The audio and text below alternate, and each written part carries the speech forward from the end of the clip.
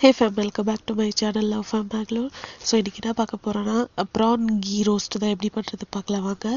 So நம்மக்கிட்ட இருக்கிற பொருளை வச்சு பண்ணலாம். ஸோ ஃபஸ்ட்டு 1/2 கிலோ ப்ரான் எடுத்துக்கோங்க. அதுக்கப்புறமா கொஞ்சமாக வெந்தயம், கொஞ்சமாக சீரகம், கொஞ்சமாக சோம்பு, கொஞ்சம் மிளகு, இது எல்லாமே இந்த மாதிரி கடாயில் போட்டு ஃபஸ்ட்டு வறுத்து எடுத்துக்கணும். அதுக்கப்புறம் பார்த்தீங்கன்னா காஞ்ச மிளகா, காஷ்மீரி சில்லி இல்லை பேட்கே மென்ஷன்காயின்னு சொல்லுவாங்க. ஸோ அந்த 2 சில்லி போட்டு இந்த மாதிரி வறுத்து எடுத்துக்கோங்க.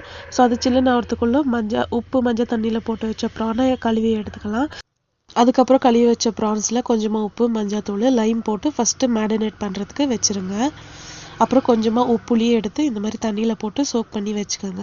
அதுக்கப்புறம் பார்த்தீங்கன்னா அதுக்கப்புறம் ஒரு பேன் வச்சு நான் கீ போடும்போது வீடியோ எடுக்க மாதிரி இருந்தேன். ஸோ கீயை வந்து இந்த மாதிரி நல்லா மெல்ட் பண்ணிக்கோங்க போட்டு. அதுக்கப்புறம் ஸ்ட்ரைட்டாகவே மேரினேட் பண்ண இந்த மாதிரி ப்ரானை எடுத்து அதில் போட்டு நல்லா ஃப்ரை பண்ணுங்கள். கொஞ்ச நேரம் பார்த்தீங்கன்னாக்கா அதில் இருக்கிற தண்ணி எதுவுமே விடக்கூடாது. அதில் இருக்கிற தண்ணியை வந்து நல்லா பாயில் ஆகிட்டு இருக்கும். ஸோ ஃபுல்லு ட்ரையாக இருக்கு. ஃபுல் அண்ட் ஃபுல் இது வந்து கீயில் மட்டும்தான் ஃப்ரை பண்ணணும். ஸோ அப்போ தான் அந்த டேஸ்ட் வந்து ரொம்பவே நல்லாயிருக்கும்.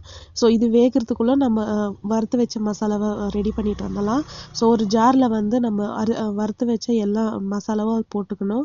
அதுக்கப்புறம் 2 ஸ்பூன் தனியாத்தூள், கொஞ்சமாக சில்லி பவுட்ரு, கொஞ்சமாக ஜிஞ்சர் கார்லிக் பேஸ்ட்டு, அதுக்கப்புறம் ஊற வச்ச புளி போட்டு நல்லா ஃபுல்லு நைஸ் அண்ட் ஃபைனாக வந்து ஃபுல்லு அரைச்சி எடுத்துக்கணும்.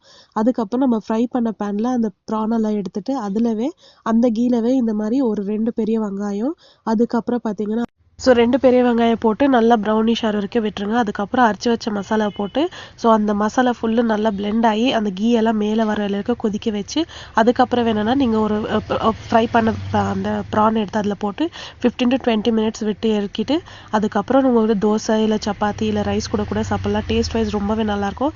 நீங்கள் எவ்வளோ ரோஸ்ட் பண்ணுறீங்களோ டேஸ்ட் வைஸ் அவ்வளோவே நல்லாயிருக்கும். See you all another video. Bye bye.